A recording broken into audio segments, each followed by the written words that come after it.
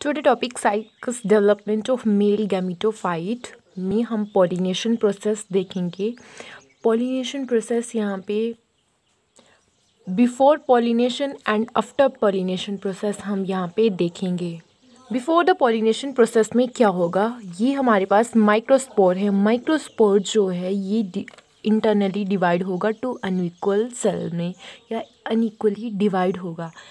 Example के लिए ये देखिए हमारा एक सेल है और ये दो पार्ट में डिवाइड हुआ, अनइक्वल डिवाइड हुआ। कुछ पार्ट जो है लार्ज साइज़ में आएगा, कुछ पार्ट जो है स्मॉल साइज़ में आएगा। जो स्मॉल साइज़ में आएगा उसे हम प्रोथैलस सेल कहते हैं। प्रोथैलस सेल जो है आगे डिवाइड नहीं करता है और एंथीरियल सेल जो है आगे डिवाइड करता है। दो टाइप में ये आगे डिवाइड होगा, जनरेटिव सेल और ये ट्यूब सेल में डिवाइड होगा। ट्यूब सेल आगे जो है पोलन बनाएगी और पोलन में जो है स्पर्म प्रेजेंट होते हैं। और जो हमारी जनरेटिव सेल है ये आगे दो टाइप के बना देगी, स्टॉक सेल और बॉडी सेल बनाएगी। स्टॉक सेल जो है आगे डिवाइड नहीं होते हैं, बॉडी सेल आगे दो मेल गैमेटोफाइट या दो स्पर्म बना के देते हैं। ये है माइक्रोस्पोर। माइक्रोस्पोर के बीच में है ट्यूब सेल और ट्यूब सेल जो है आगे ये ट्यूब सेल जो है इसमें न्यूक्लियस की फॉर्मेशन होगी। ये न्यूक्लियस की फॉर्मेशन जो है इंटाइन लेयर से होती है और एक्साइन वाटर मॉइस्चर की वजह से ये रैप्चर हो जाती है। आगे है प्रोथैलस सेल। प्रोथैलस सेल जो है आगे डिवाइड नहीं होते हैं और ये एंथीरियल सेल जो हैं ये डिवाइड होंगे जर्मिनेटिव सेल्स में और ट्यूब सेल में या ट्यूब न्यूक्लियस में। नेक्स्ट में हमने देखा कि कैसे जनरेटिव सेल जो हैं आगे दो पार्ट में डिवाइड होंगे। ये जनरेटिव सेल है, ये डिवाइड हो गया दो पार्ट में, ये बन गए स्टॉक सेल और ये बन गए बॉडी सेल और ये हमारा थीलियल सेल है। और उसके बाद जो है ये इंटाइन लेयर, इनर वाली लेयर है, इससे जो है पोलन ट्यूब की फॉर्मेशन हुई। तो ये वाला जो न्यूक्लियस था वो नीचे की तरफ मूव करना इसने शुरू कर दिया।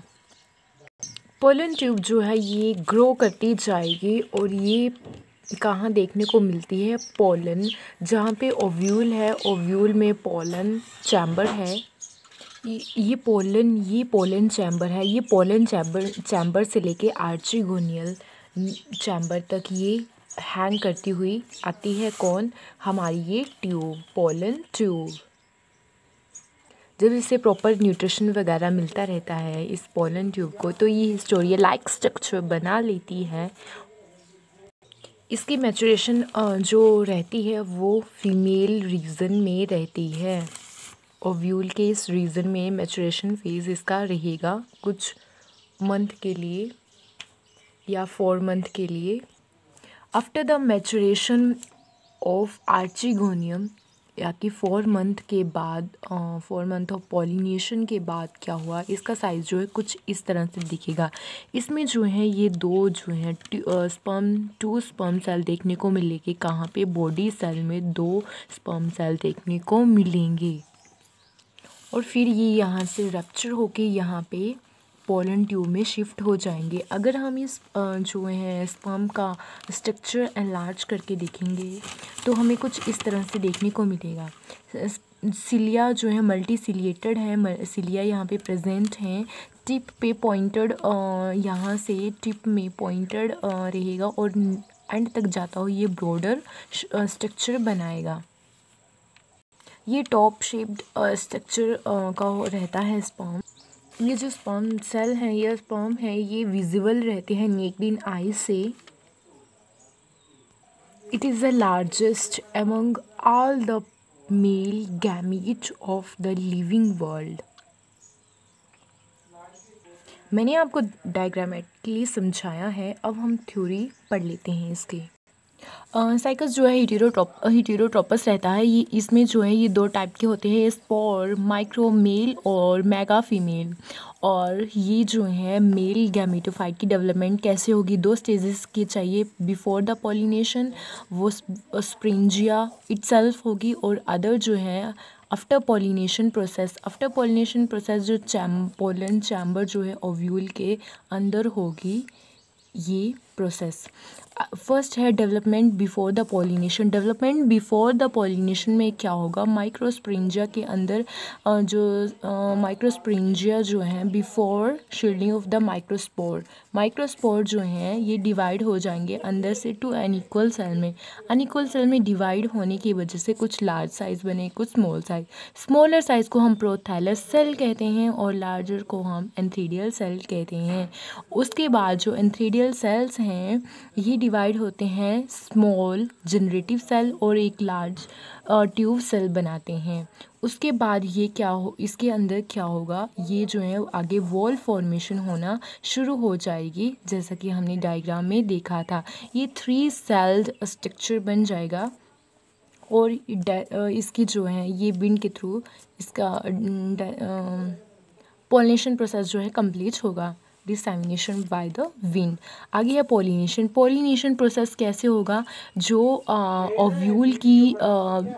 ओव्यूल में न्यूसेलस है, न्यूसेलस के ऊपर न्यूसेलस बीक जो कि चोंच की तरह होती है माइक्रोपाइल एंड के नीचे, उसके अंदर जो है inside the ovule and drop of the mucilaginous field, उसमें क्या है म्यूसिलिनस फ्लूइड है और वो कि एक्सक्यूड है किसका, माइक्रोपाइल का, to in the form of pollination drop की तरह। और जो है पोलन ग्रेन्स जब इंटर करेंगे या प्रेजेंट होंगे हवा में, हवा से जो है सीधे पोलन ड्रॉप जो है पोलन को कलेक्ट कर लेगी या माइक्रोपाइल से सीधे अंदर आएंगे और जो माइक्रोपाइलर कैनाल है as the pollinator drop dry, pollinator जो पोलन है हमारी वो ड्राई इन नेचर हैं, इसी वजह से वो इजीली जो है म्यूसिलेज जो है इन्हें कलेक्ट कर लेता है, पोलन को प्लग कर लेता है इन माइक्रोपाइल कैनाल से। और डेवलपमेंट ऑफ द पॉलिनेशन, यहाँ पे क्या होगा, 3 सेल्ड जो हमारे माइक्रोस्पोर बने थे, जो प्रोथैलस जो बने थे हमारे प्रोथैलस बने थे, एंथ्रीडियल बने थे, जर्मिनेटिव सेल्स बने थे, 3 सेल थे। उसके बाद क्या हुआ था, जो थे ये आगे डिवाइड नहीं हुए थे, एंथ्रीडियल डिवाइड हुए थे। तो वैसे ही उन्होंने कहा 3 सेल्स हैं माइक्रोपाइल और ये अगेन क्या होंगे, pollen chamber of the ovule में जाएंगे कुछ वीक के लिए, ये पॉलिनेशन वहाँ पे रहेंगे और पॉलिनेशन के लिए या वहाँ पे रहेंगे, कहाँ पे रहेंगे, ओव्यूल के अंदर रहेंगे कुछ टाइम के लिए।